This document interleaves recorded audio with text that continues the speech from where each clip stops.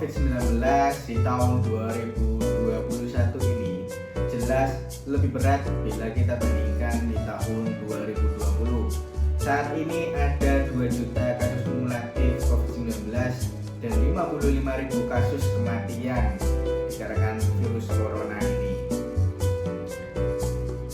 Banyak di Jawa, terutama di daerah padat, rumah sakit diserbu oleh pasien COVID sehari bisa 40-an menyerbu IGD di salah satu rumah sakit.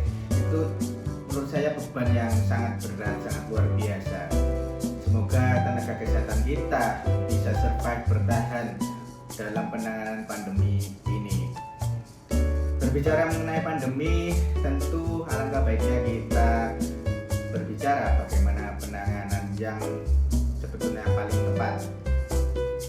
Cara terbaik adalah kita belajar dari negara lain, dan negara itu adalah Tiongkok atau RRC, di mana ditemukan kasus COVID-19 pertama kali.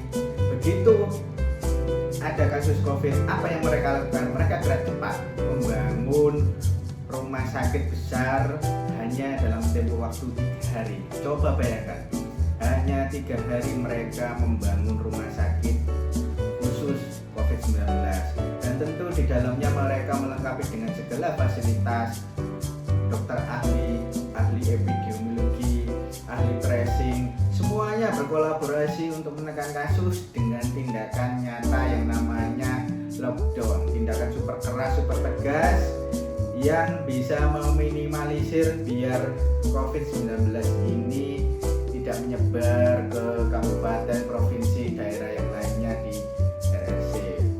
Ini cara mereka. Bagaimana dengan cara kita?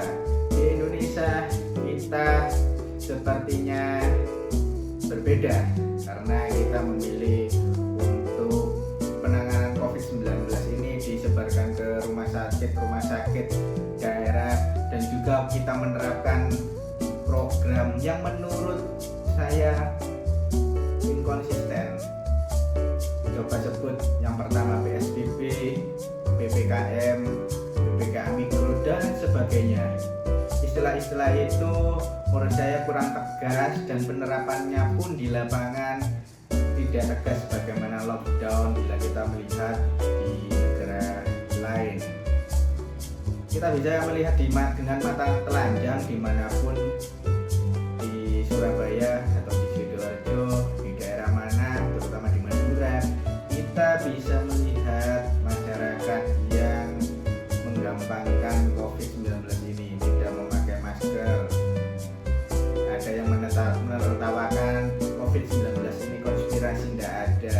Nah, itulah masyarakat kita, karena kita sendiri yang memegang kekuasaan sebagai pemangku, kita inkonsisten dalam membuat sebuah program, kita tidak tegas membuat sebuah program. Kita berada di area abu-abu, tidak tegas mengatakan lockdown. Kita lebih memilih permainan istilah-istilah sebuah program. Harapan kami, pemerintah segera mengambil opsi tegas. Saya rasa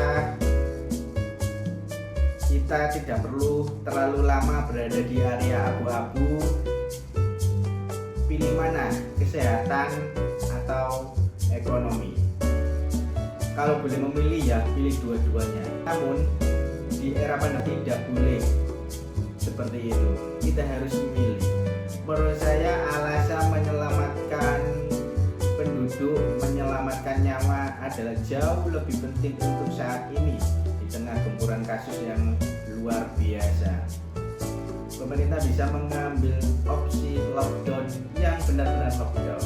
Kita jangan terlalu takut dengan kolaps ekonomi. Bila kita terlalu takut, itu artinya kita tidak mengimani, kita tidak percaya sebuah dasar negara kita, yakni Pancasila, atau yang bila kita peras menjadi satu sila, kita namakan gotong royong. Ya, kita bisa bergotong royong menangani COVID-19 untuk mengambil opsi lockdown. Kita bisa menyetop proyek-proyek megah pemerintah dan pemerintah daerah kita berhentikan dulu untuk kepentingan yang lebih urgent, lebih mendesak, yakni penanganan COVID-19. Mungkin opsi memakai jasa negara gotong royong ini bisa kita berhentikan sementara beberapa proyek juga, misalkan Bukit Algoritma yang menelan biaya triliunan. Udah, kita sementara tidak membuat ini dulu, atau ada program lain, pembangunannya lain yang memakan anggaran triliunan, sudah kita stop untuk penanganan COVID terlebih dahulu. Kita jangan terlalu takut dengan yang namanya dampak ekonomi, karena bila kita memakai formula gotong royong ini, saya rasa melakukan lockdown 14 hari sangatlah mudah. Kita mayoritas muslim sudah terbiasa untuk berpuasa Ramadan dan berpuasa yang lain. Kita biasa untuk hidup susah, menahan lapar. Kita bisa bahu-membahu ketika lockdown dengan tujuan nanti kasusnya bisa berkurang jauh. Dan tentu di tengah kita melakukan lockdown ini, kita juga sembari mempercepat vaksinasi agar tercipta herd immunity, dan juga kita memperbaiki fasilitas kesehatan, rumah sakit, puskesmas, dan lain-lain. Kita harus mempersiapkan semuanya karena kemungkinan pandemi ini akan berjalan lama. Setelah kita menata lebih baik lagi, baru kita bahu-membahu untuk bersama-sama membangun ekonomi menjadi jauh lebih kuat.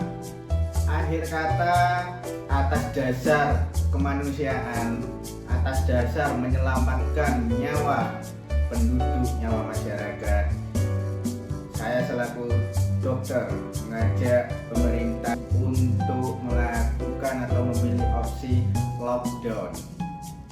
Kita harus menyelamatkan generasi kita. Kita tepikan kalkulasi kepentingan ekonomi. Bila memang terdampak, iya, tapi kita jangan terlalu takut dengan yang namanya dampak ekonomi ini. Kita punya gotong royong dan itulah kekuatan kita. Terima kasih. Salam Indonesia.